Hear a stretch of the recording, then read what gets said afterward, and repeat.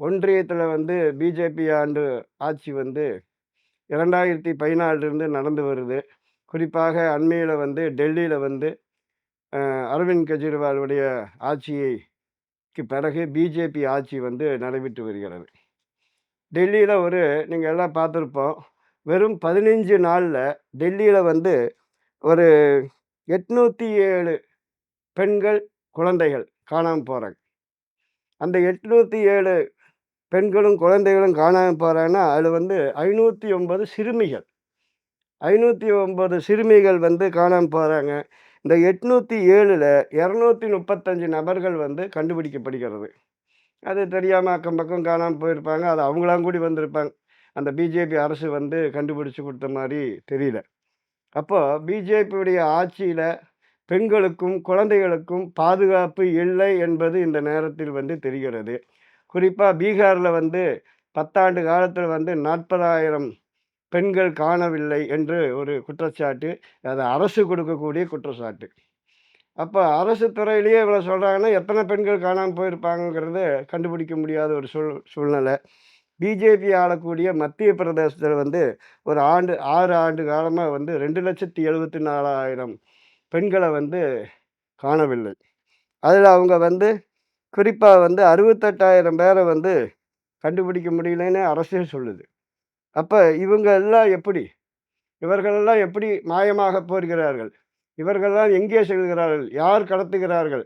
அதை வந்து ஒரு அரசாங்கம் பார்ப்பதற்கும் கூடி பிஜேபி அரசு தகுதி இல்ல. நாட்ல வந்து கலவரத்த உண்டு பண்ணுவதும், வந்து இஸ்லாமியர்களை கண்டா வந்து கொச்சைப்படுத்தி பேசுவதும், இது வந்து அதிகமான பகுதியில வந்து வடநாட்டுகள்ல வந்து வன்முறையில ஈடுபடக்கூடிய செயல்களாக இருக்குது. இதை எப்படியாவது தமிழகத்தில கொண்டு வரணும். தமிழ்நாட்டில பிஜேபி வந்து கலவரத்தை உண்டு பண்ண வேண்டும் என்ற பல நோக்கத்தோடு, பல உத்தியோகத்தலை கொண்டு வந்து, இதுக்கு வந்து துணை போவது யாரு? அதிமுக எடப்பாடி. எடப்பாடிக்கு வந்து நல்லாவே தெரியும்.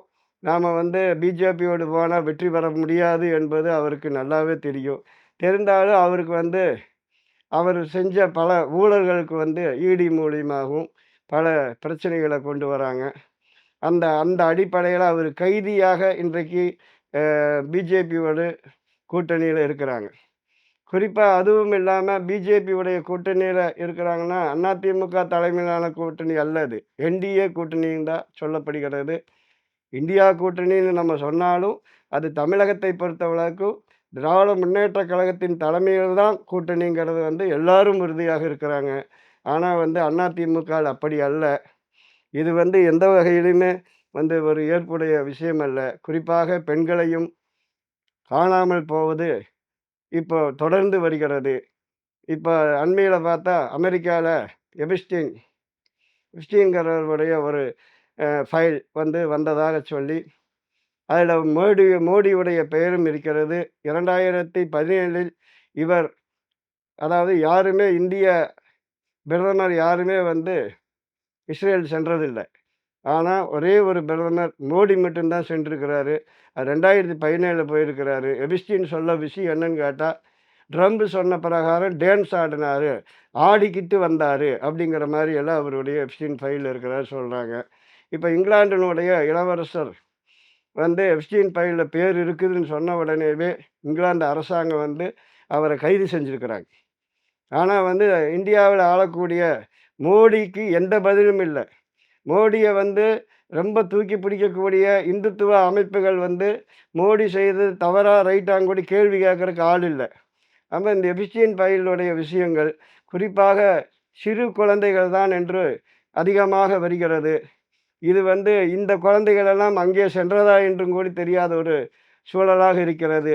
இந்த பிஜேபியோட அரசாங்கம் நாட்டுக்கு கேடு. அது தமிழ்நாட்டில் வருவது ஒருபோதும் அனுமதிக்கக் கூடாது என்று இந்த நேரத்தில் சொல்லிக் கொள்கிறேன்.